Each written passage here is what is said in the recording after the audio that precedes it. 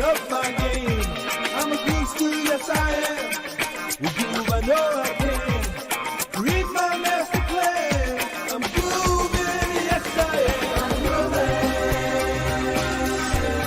Oh, I'm grooving.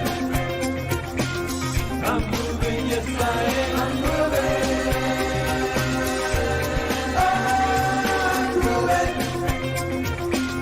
I'm grooving, yes I am. I'm grooving.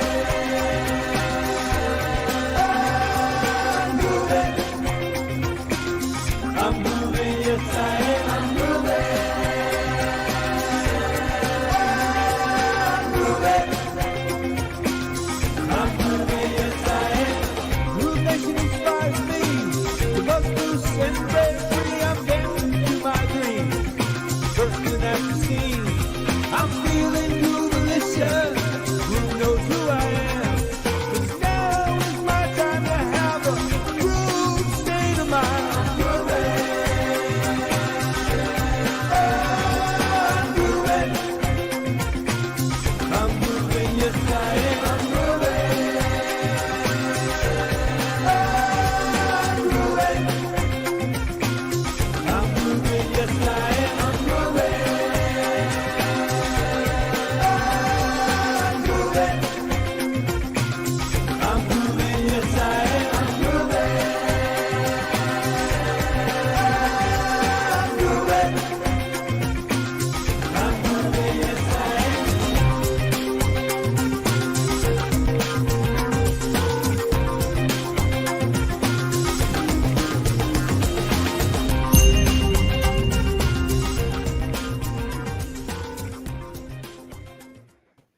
I love that Groovezilla guy. Me too. He makes me happy.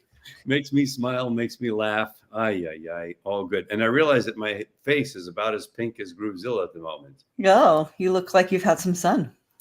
More than I needed, apparently. So, but my spouse did say to me a little while ago, I think I like your hair better longer. I'm like, Ah, okay. well, there you go.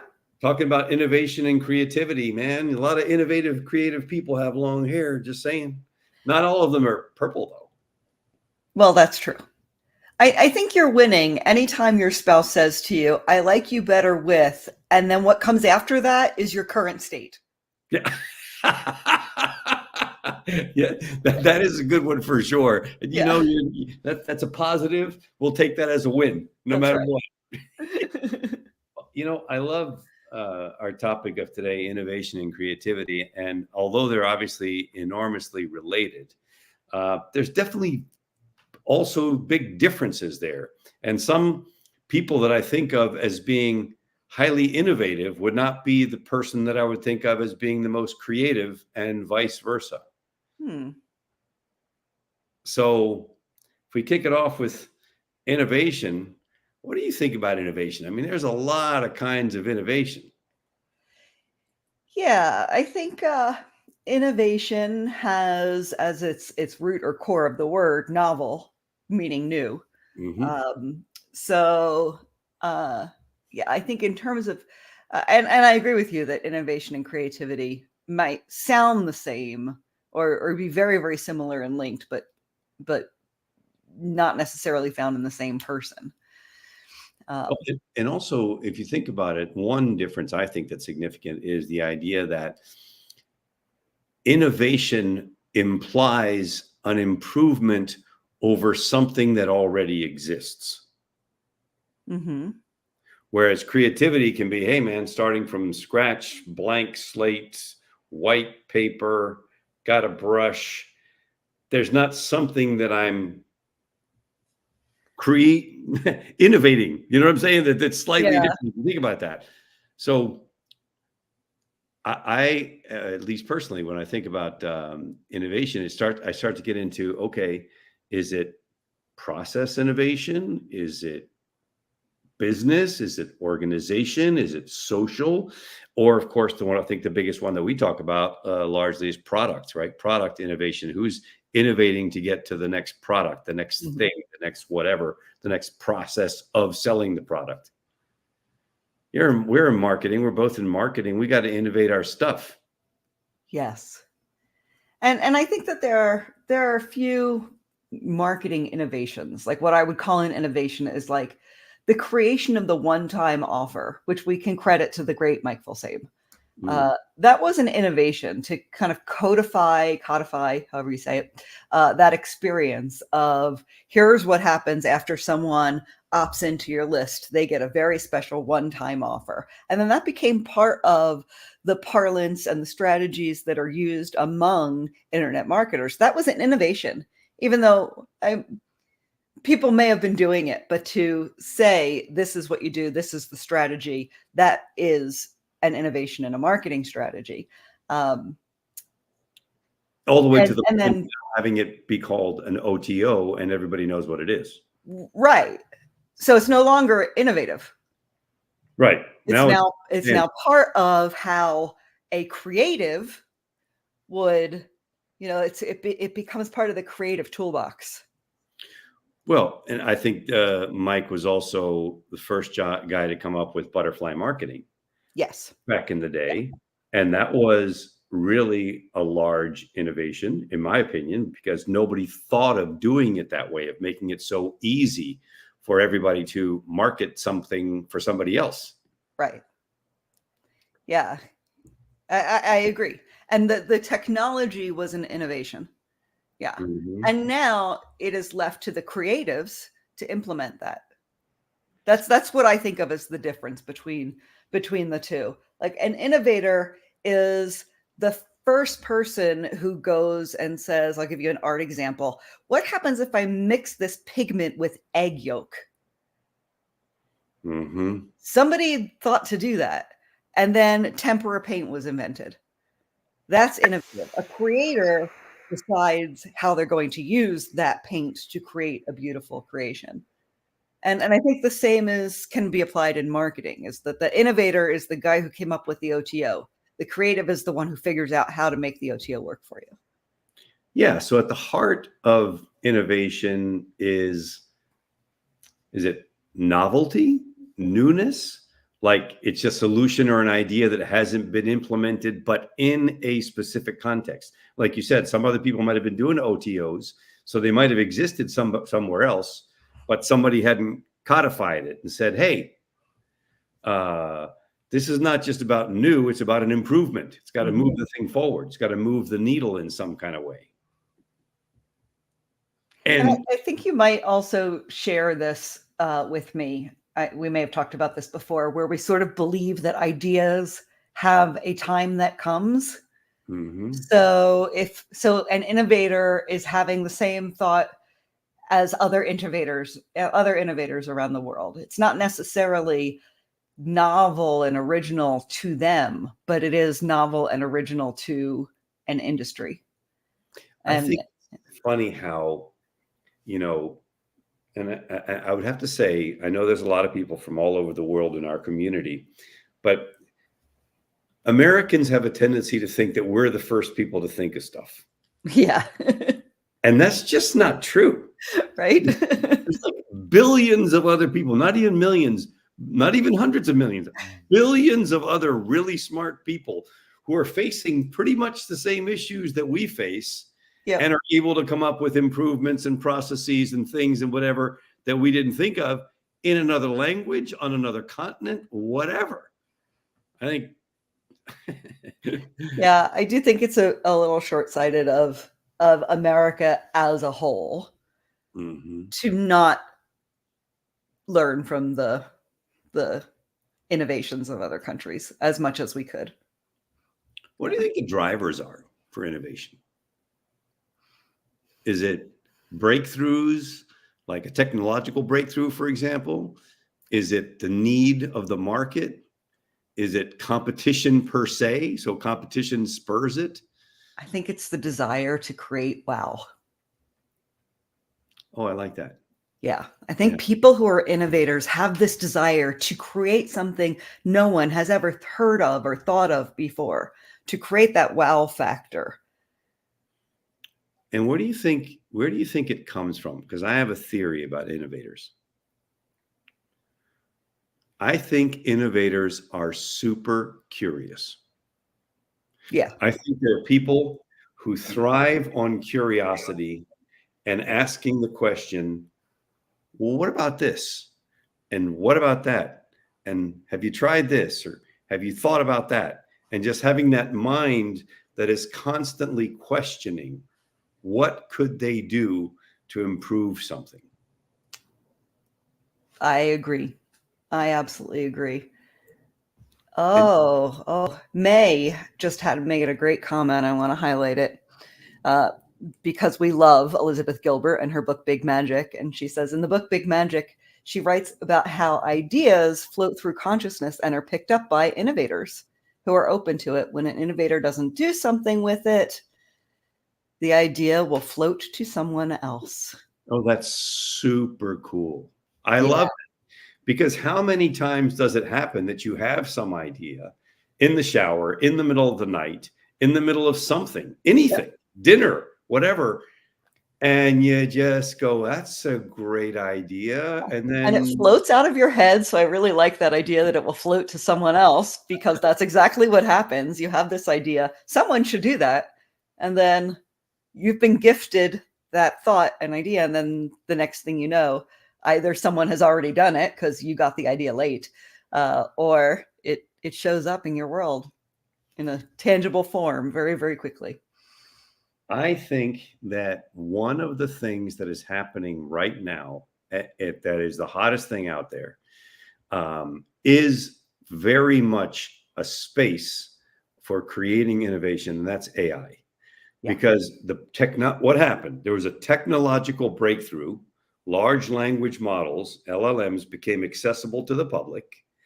Then there were people like Mike Filsame, yourself, who jumped on the bandwagon early enough to begin to explain it to some other people like me, who jumped in a little bit later, maybe 4 or 5 months after I first heard about it from Mike. But one of the natures of innovation is the iterative process. How do I tweak? How do I improve? How do I iterate? How do I do whatever? And what we're discovering, or at least me, what I'm discovering about AI is that it's all about iteration. It's all about, okay, well, if that, how about this? And if that, can we do this? And if this, could we tweak this and move forward? What do you think? I think that we all want to be able to walk over to a piece of software and type in, my niche is public speaking, and get a website, a product, a membership site, an email series, the abandoned cart campaign spit out at you. We all want that, but that's not the reality. That's not the reality of how life works or AI works. It might be someday, but it's going to take a lot of people that go through that iterative process and figure out, okay, that's wrong. And that's what we've been doing with the GPTs. I mean, that's our ultimate goal for Groove.ai, is that we figure out all those iterations and then leave you with the system to get the results that you're looking for. And that's where I think it becomes really interesting for the creatives, because I find myself more on the creative side than on the innovative side. I'm like, let somebody else innovate, and then let me take that innovation and do something with it. So I was invited to speak, and I did. It's not been released yet, at the up and coming AI Writing Summit. And I got in late. And as a result of getting in late, all the topics that might have been the easy topics were all gone. So and they asked, we got to have something different to speak here about what everybody else does. And I said, well, here's what I'd like to speak about. And it's what I talk about often in mastermind calls or whatever, which is thinking like AI. In other words, can you learn how to think like AI? And an example of that would be, a year and a half ago, AI came out. It was buggy, it was flowery, it was yucky, it's whatever. But now, because of people like Mike, we've done all this iteration, and it's eliminated all of that. And AI is better at writing copy than most humans. And it can be. Yeah. If it's done properly, if you can think like AI. Yes. So I find myself doing this, Donna. I got to write an email copy. You've got to write something. Open up a Google Doc, and I'm about to write subject line. And then I go, whoa. What are you doing? why am I doing this grunt work level ideation when there's this innovative tool that the creatives can tap into to Yes. get a jump start on the rest? And then I shut down the Google Doc and I go over to pick your tool of choice, ChatGPT, Bard, Groove.ai, whatever the tool is, and get that thing to iterate, Mm-hmm. ideate for me. And then I can do the iterative process that is much more creative. So the innovator did the work, but now the creator steps in. Because I'm never going to write copy from scratch anymore. Why would I do that? Yeah. I'm a big blank page syndrome person. I feel very deeply a white page. I have a big, and I tend to write like 3 or 4 paragraphs, throw those out, and then start wherever I was in like the 5th paragraph, because it takes me that long to kind of get into things. With the advent of AI, I've got my first draft. Sometimes it's terrible, and I can go back and ask it to rewrite. Rewriting, it's a process still, even with AI. Writing is a process. Mm-hmm. Yeah. That's what I mean, that iteration thing. Yes. But it happens so fast. Now, give in some feedback, hit send or hit click, and 12 seconds later, there's a whole new thing. Mm-hmm. And then let's put some more feedback. Oh, I don't really like that. Let me save that, fork, keep both. 12 seconds this way, 12 seconds that way. Boom, done, whole new version. I mean, who in the world would want to go back to the old way? I guess there are some people. But at least for those of us who are on the business side of things, if you're a pure creative and maybe you prefer a fountain tip pen that you dip into things because you've got special writing paper that makes you feel better and you write cursive and it comes out beautiful poetry, I say knock yourself out. But if you're on the business side of things and you're trying to get stuff done, there's no way I'm doing that. Really interesting to me in the art world. The advent of AI has artists shaking in their boots, and there's no question that businesses will use AI generated images instead of going to a graphic designer or an artist. Mm-hmm. No question at all. So I mean, that's not even an argument. It's already happening. But people who are artists that teach artists are not afraid of their livelihood going away, because humans need to create. And I think really good stuff out of AI will always happen because a creative sits down at the computer and has that iterative process and makes it a communication that goes back and forth between you, the creator, and your tool, AI. Mm-hmm. Mm-hmm. It's just another tool in our toolbox, but it's a very powerful one. But I think writers are going to want to write. Painters are going to want to paint. But you know what I can do as a painter now with AI? I can get a perfect reference photo. Mm. I can have an idea, and instead of scouring the internet to try to find someone in the exact right pose, I can use that iterative process and get it from AI. Mm-hmm. And that has shortened my project planning time. And that happens everywhere. That's happened. It's amazing what I've been able to get out of AI. The other day, I had some chat from a live chat service, GoToWebinar, that I wanted to put into Groove Auto Webinars chat. And the chat format is completely different. Completely different. I uploaded the CSV from GoToWebinar into ChatGPT, and I asked it to make a few manipulations. Things like, okay, now notice that the spreadsheet says full name. I need it to, or first name, last name. I need it to say full name. So can you combine those into one column? And it did. And then I downloaded it and checked it, and it worked. That process, sure, I would love to be able to go and say, here's this one spreadsheet. Give me what I need in one time. And it just doesn't work that way. It's like, and AI does not work that way. It can't hold that much information in your head. You can't ask AI for a 7-day email series, but you can ask AI 7 times for an email. Yeah, that's right. Yeah. Because it'll go off the rails and start what we call hallucinating if you do that. Yep, absolutely. Einstein said, imagination is more important than knowledge, for knowledge is limited, whereas imagination embraces the entire world, stimulating progress, giving birth to evolution. And my comment on that is, yes, agreed.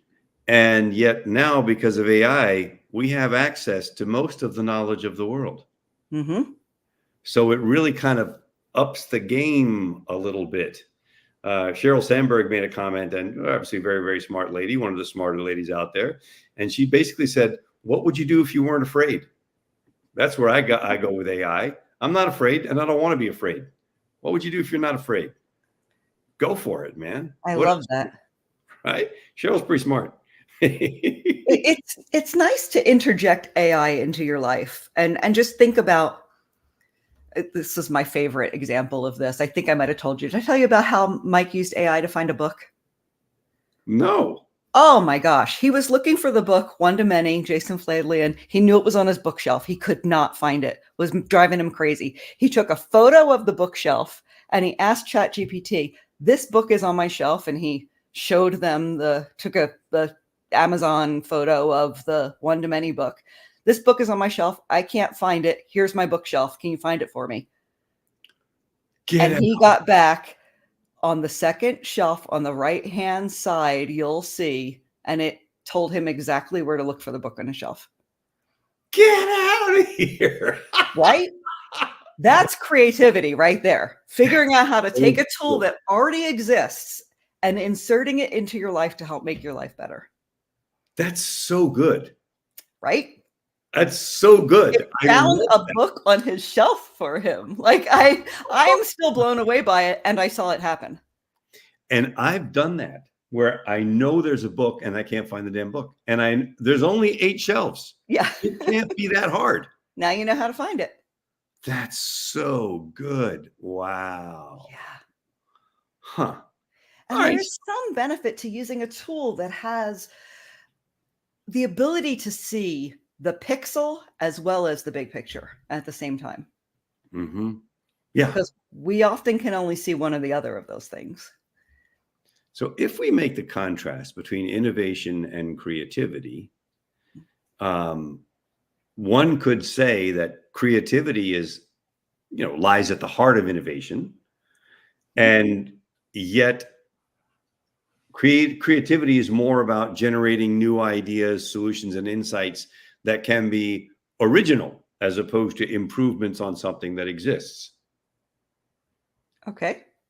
And so what's the nature of it? Is it that it involves thinking in novel ways? Does it involve making connections that are not obvious? Is it that it's a process? Like when you're doing art, do you do like preparation, incubation, iteration, whatever? Or how does that work for you? Yeah, sometimes. And sometimes it's just, I just want to see what happens when I put this color here. Sometimes it's play and sometimes it's process. I think it's both. I think that's part of my creative processes. It's both.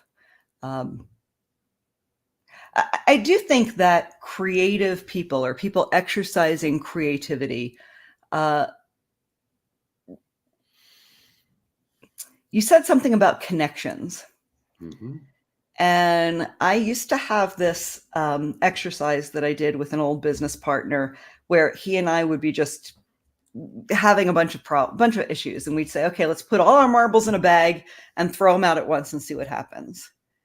And then we'd like take all these issues and then just say, okay, here's the big picture. Here are these issues, and make connections between them. And it's amazing how things get solved, how one problem, solving one problem solves another one, or you can work together and figure out how to solve them. It was those connections that would get us through It's funny difficult times. you say that because Steve Jobs has a quote that's almost dead on point with that. He says, creativity is just connecting things. When you ask creative people how they did something, they feel a little guilty because they didn't really do it. They just saw something. It seemed obvious to them after a while. Yeah, that's interesting. The connections, that connection thing that you were talking about. I love Picasso. Picasso says, every child is an artist. The problem is how to remain an artist once we grow up. What do you think about that, since you're an artist? I have heard that quote, and I absolutely agree with it. I think that we forget how to play. I think we forget how to play, and that's what art is. Einstein says creativity is intelligence having fun. Yeah, intelligence having fun. Right? I thought that was a good one. I love then that. Here's another one that that I really like, because I do find this to be very true. Maya Angelou says, you can't use up creativity. The more you use, the more you have.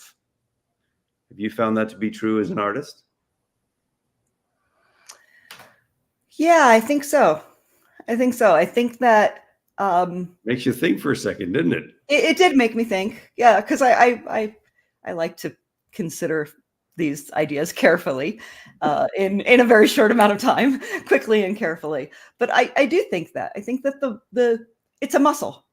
I think creativity is a muscle. It is not something that you either have or you don't have. It is a skill that you cultivate and grow, just like a muscle, just like exercise. That's what Van Gogh said. He said, I'm seeking, I'm striving, I am in it with all my heart. And George Bernard Shaw said, we don't stop playing because we grow old. We grow old because we stop playing. To your That's a good one. Right? That's what you said a little earlier. We forget. That's why it's a good one. Right? I love that. And so many of the quotes that I found were very much along the lines of what Rumi said, which was this: the universe is not outside of you. Look inside yourself. Everything you want, you already are. Right? I thought that was very, very interesting. The Pope had a good one. The Pope said, the artist has the privilege of reaching that point of encounter with the mystery of the world's creator. Oh. Interesting. You know, there are a lot of people that say that artists are channeling the divine. It doesn't resonate with me personally, but I do read that a lot in material dedicated for artists or meant for artists. Is that I think we Ridgely froze in just such a beautiful way. You were frozen for a second, but you had a lovely look on your face, Ridgely. Okay, good. Well, I'm glad I'm back. You were saying something brilliant. I was saying that often in books written for artists, they talk about how artists are I can't find the word, but they're telling the stories of the divine. They're speaking the messages of the divine, that artists get a direct download, which is not something that resonates personally with me, but there's a whole subset of people who believe that we create because we are called to create as humans, not just as artists. Yeah, I think that so Dogen Zenji says, to study the way is to study the self. To study the self is to forget the self. To forget the self is to be enlightened by all things. I like that. Yeah, I like that too. Yeah. I also like, this dude is a trippy dude. I don't know how you pronounce his name exactly. Thich Nhat Hanh, one of monks. Dude, he says, the miracle is not to walk on water. The miracle is to walk on the green earth in the present moment, to appreciate the peace and the beauty that are available right now. Oh, I like that. Yeah, really nice. Dan has something to say about this whole innovator versus creator. He said, innovators ask how can, and creators ask what if. That's good.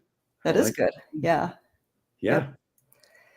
And then May says, who needs Chat GPT? We've got Ridgely. Thank you very much. So I like this quote too. Khalil Gibran, love some of his stuff, says, Yeah. work is love made visible. And if you cannot work with love, but only with distaste, it is better that you should leave your work. I agree with that completely. Oh, me too. Yeah.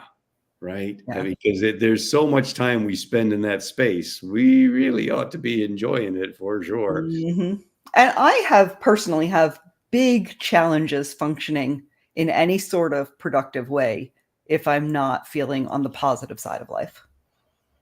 Mm-hmm. No.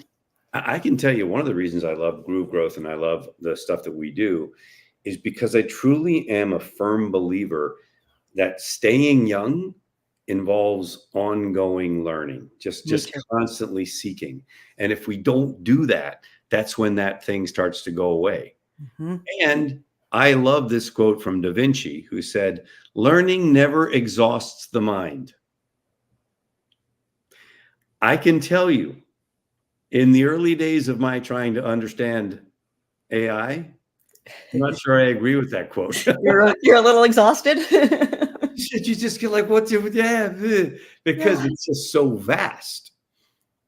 Then when I kind of settled into the concept that, hey, if you pretty much stay in your zone of genius, you're in good shape. In other words, work with AI in the area where you have a zone of genius. But I have to tell you, as innovation has gone on, I begin to believe that if you have certain basic fundamental skills and can figure out how the tool works, you can actually work outside of your zone of genius. For example, if there is a body of work, so let's say, for example, the topic is how to write grants, and you're trying to figure out how to write a grant. You can get money for free money that you don't have to pay back. Well, you know what? I don't know anything about how to write a grant successfully, but I know that there are 3 or 4 methods that are out there that have been proven to be successful to write grants. That means that I can go on AI and I can say, hey, AI, I want you to coach me on how to write a grant. You are an expert grant copywriter. I want you to coach me on how to write a grant on this particular topic using this particular grant writing system. Walk me through the process step by step and tell me what I need to know and what you need to know in order to help me write a really effective grant. And then become the student of the AI coach who's embracing a proven system, so that then the output is going to be according to a system that has already been demonstrated to work. Then I can become almost an expert in something that I know nothing about. Agreed. I think you've stumbled onto one of the strongest things about AI, which is to ask it how to ask it. Yeah. Ask AI what you should be asking it to achieve your desired result. Yeah. And understanding that if something has been widely covered on the internet in the last 50 years, the internet base of knowledge has enough data to become a coach of whatever that thing is, whether that's managing your finances, learning how to paint, writing a grant, setting up an HR policy. It doesn't matter. As long as there's something out there that has been widely covered by a bunch of pundits and there's a methodology behind it, that thing is in the AI machine already, and AI can coach you on how to be successful using that thing, even if you don't know how that thing works. Can AI innovate? I think 100%. I think it's because AI is an iterative machine. I think AI innovates and iterates more than it creates.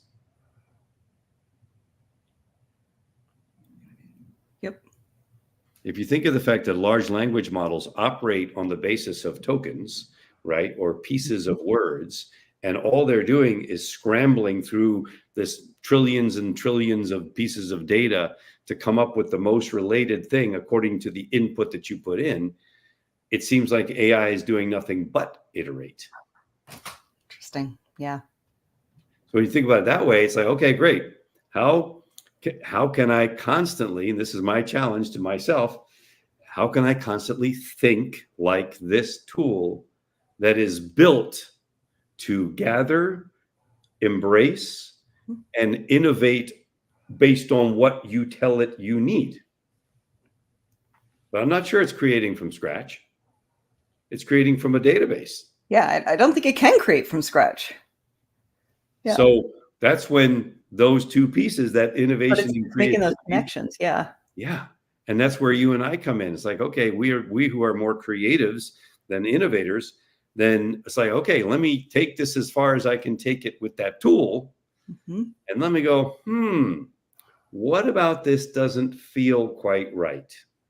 Or what about this could I tweak and play with and improve so that it feels better? Like sometimes I'll look at text on a page, and largely thanks to Mike Filsane, I'll go, it just looks too heavy. I'm not even looking at the words. I'm just looking at the way the page looks. It looks too heavy. I got to break that up Super somehow. important. We need some bolds. We need some italics. We need some underlines. We need something. Shorter paragraphs, punchier words. Yep. Yeah, punch it up a little. And you can say that to AI and it'll come back not that punchy. Right. Because somehow that's not quite there yet or whatever. But then I can go in and play and go, hey. And that's what we've done with Groove.ai, and to I guess a larger extent at the moment while Groove.ai is programming with the GPTs that Mike created. So he has one for snazzy email editing, where you can put in a text-based email that needs some love, and it spits back things with highlights and bullets and italics, and it makes it look readable and good. That is an iterative process that we figured out in a workflow. Yeah. And by we, I mean Mike has figured out into a workflow. That's the real secret sauce of Groove.ai, is that we are figuring out the workflows to get you the results that you're looking for. I like what May said about if you can connect a knowledge base with your personal ideas, feelings, etc., the AI coach will be even better. So in addition to what you want to do, I mean, I use AI to give me advice on all sorts of things. And that's, I think, what May is hinting at here, is that you can fill up. I have in my personal AI account knowledge bases for my art business, for my job here at Groove, for being a CMO at Groove, for being a team leader at Groove, and for being an owner at Groove. And they all have different considerations and priorities. And you would think that I was a multiple personality person by the number of different kind of coaches and people giving me advice in AI, the number of different personas.